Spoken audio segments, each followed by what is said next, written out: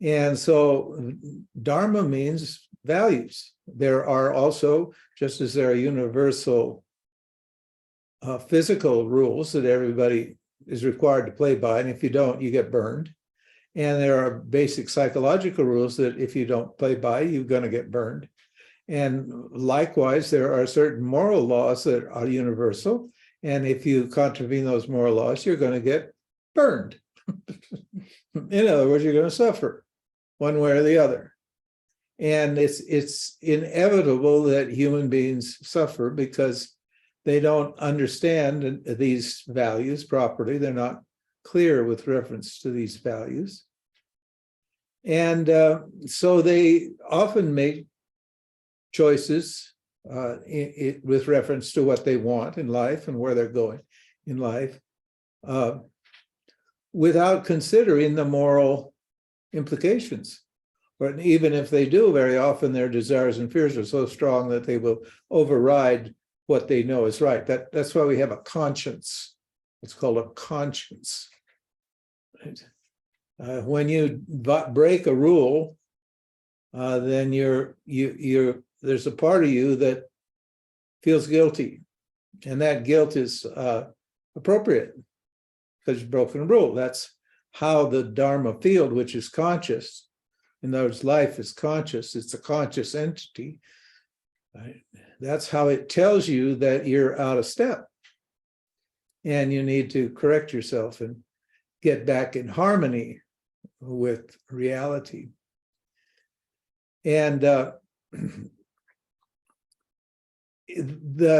topic tonight is how to instantly convert a negative value into a useful positive value.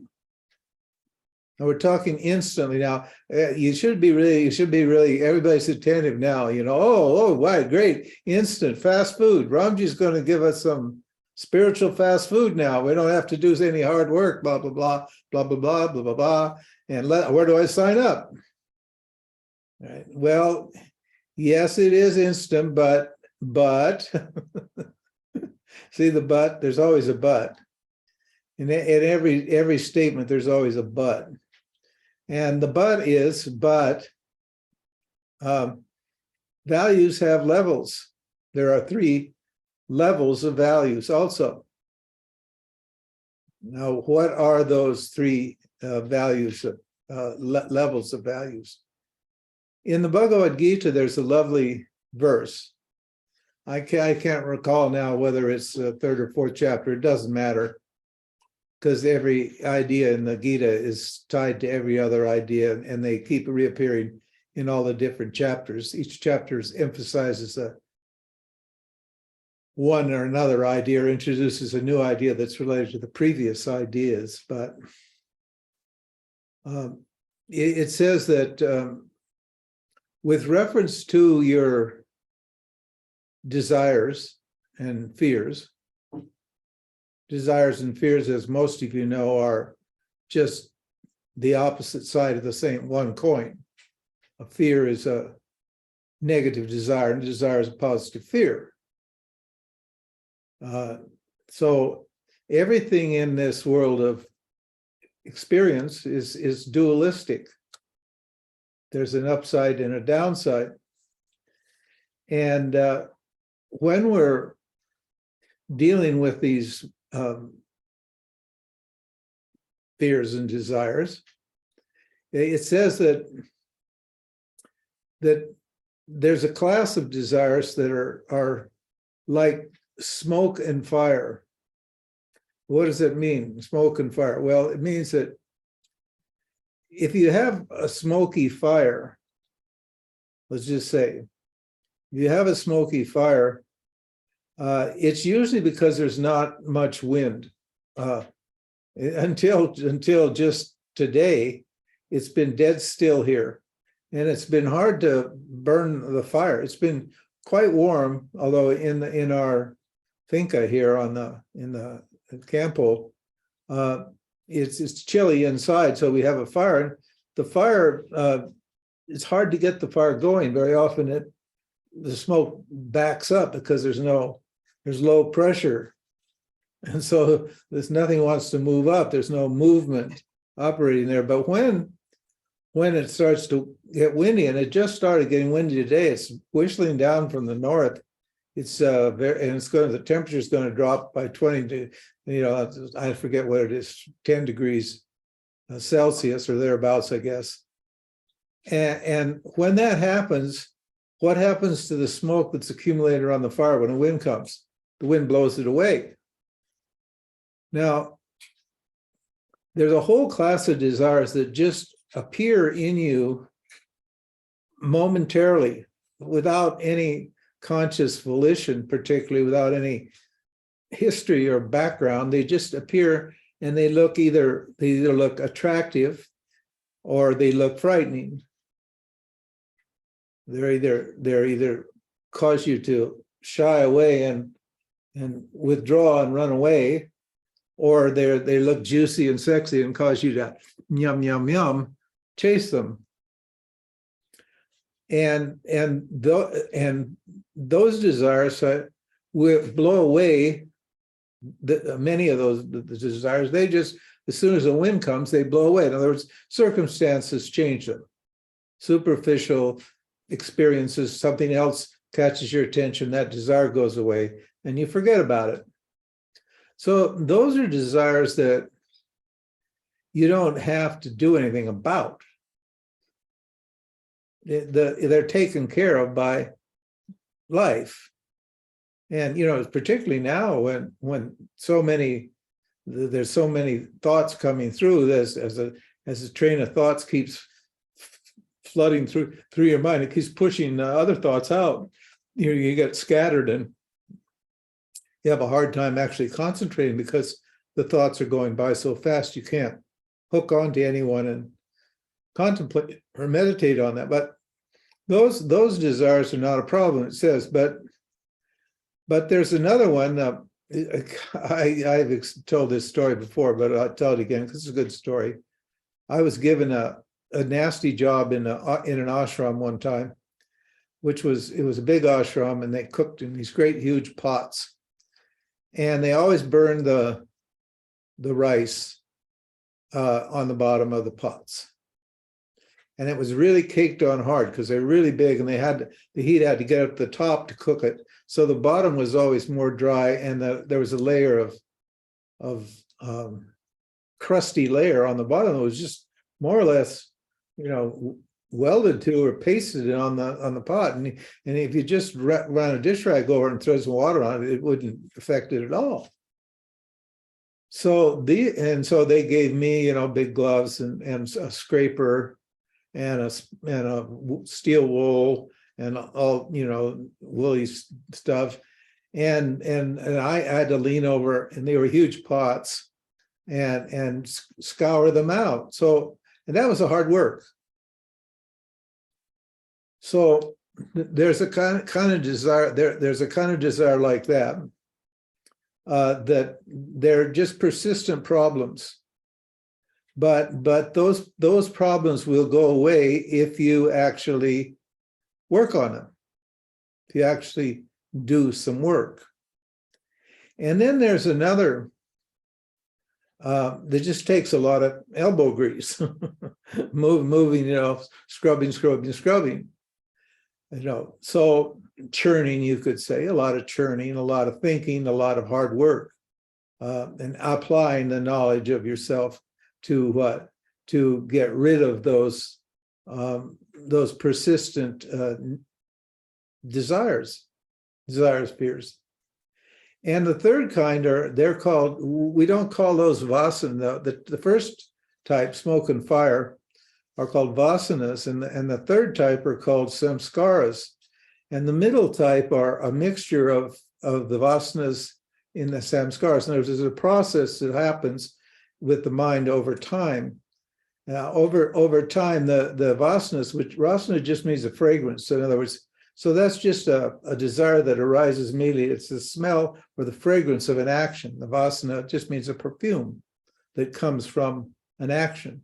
It's seen, but it becomes unseen very quickly, and it goes to the unconscious very quickly. and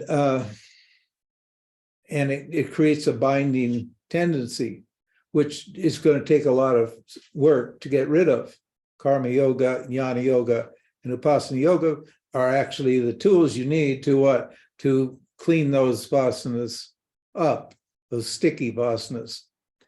And the third level is when you don't do any work for a long time on yourself, and you've got a real persistent scar. Samskars is like a scar. I don't like the word scar too much, but it is like a scar in the sense that it's a ravine.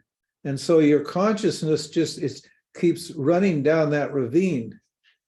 And it leads to obsessions, compulsions, and addictions. These are, your workaholics, your drugaholics, your alcoholics, your holics, whatever it is. People get totally obsessed, and those samskars, you can't deal with them. Most people who don't understand that they have any control over this, or don't know what self-work or self-inquiry is, they just have ways of distracting themselves from those things. See, we have a person that's painting our house, and she has to listen to this music, or you go to an elevator, and there's always some music playing. Why is that music playing? And why does this woman always have this music on? As soon as she gets to work, she turns the music on, and it doesn't go off until she leaves.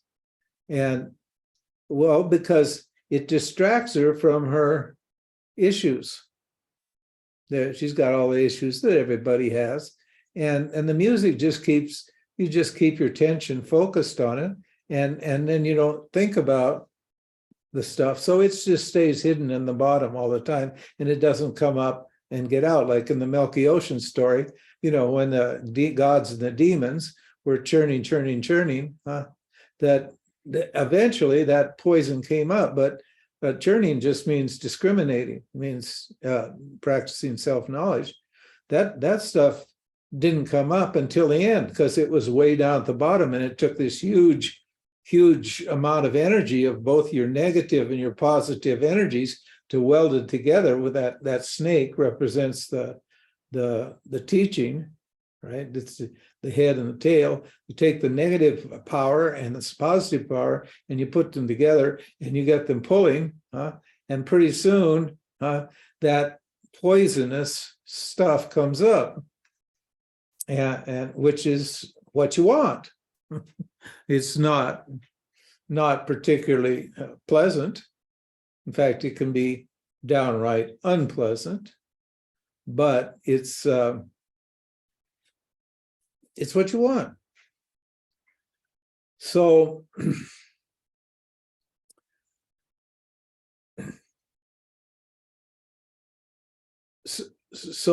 these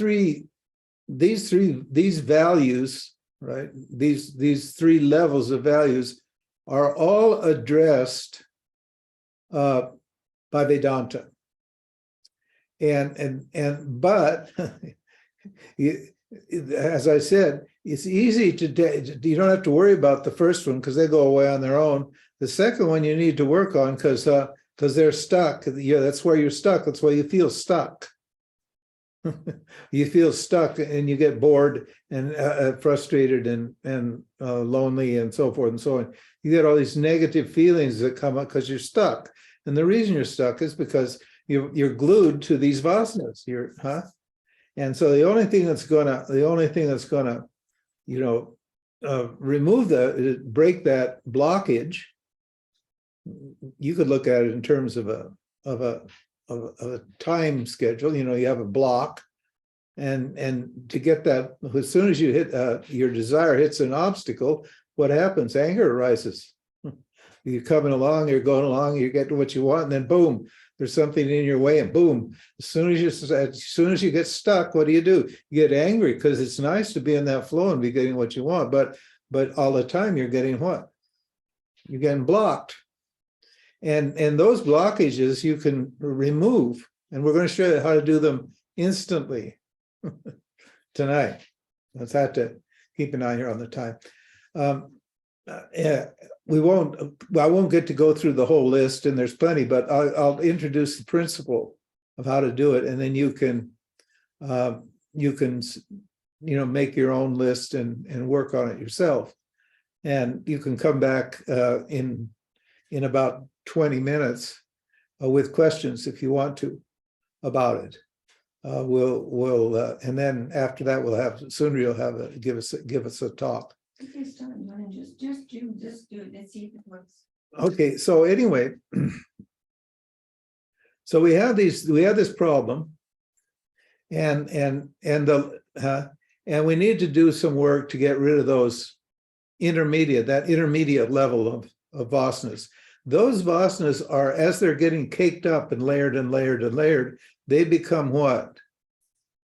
They're becoming samskaras. They're about to become super binding, completely binding. And I told you the feeling is a feeling of total helplessness, and like the kind of helplessness that an addict has. Or right, it's an awful, and maybe some of you have experienced it. Hopefully you haven't, but if you haven't, you're lucky. But a lot of us have experienced those kind of asanas. I'm speaking from my own experience. I experienced them also back in the day, until I started doing my work and got the knowledge and then how to do it. Then I scrubbed up the stuff, and everything was fine. And so those are getting more and more and more impacted. You could say it's impacted. And it's like being constipated, you could say. This stuff, the waste is piling up in your intestine, and it wants to go out, but there's a block. And you try all these things, laxatives and so forth and so on, to get rid of that waste. And so how do you do that? Well, you have to commit yourself to the process. That's why in the beginning, in Vedanta, we explain to you what this is, because a lot of people just want a quick fix, and they don't want it. They just want to, get high or get transcendent, or, have their kundalini awaken and establish, go to the higher state and bliss out and so forth and so on, meditate and bliss out. But, when the high becomes a low, which it always does, owing to the zero-sum nature of reality, i.e. the law of karma, which is for every action, there's an equal and opposite reaction. So the higher you go, the lower you go. The more you fall. So what do you need to? What's the primary decision you have to make in your life to get yourself flowing? And I tell you, once you got this secret, it's like flying on a magic carpet. That reality just takes you everywhere, and it's very nice and easy, and you just sit back and enjoy, and life just passes through you. It's not like you're struggling to get through life. Life is just passing through you. It's like you're invisible, really. It doesn't touch you. So the decision or the commitment that I have to make is what? I have to commit myself. We have particular Sanskrit words for those. I have to commit, but commitment is good. I have to commit myself to the whole program. And what is the whole program? It's a 5-step program.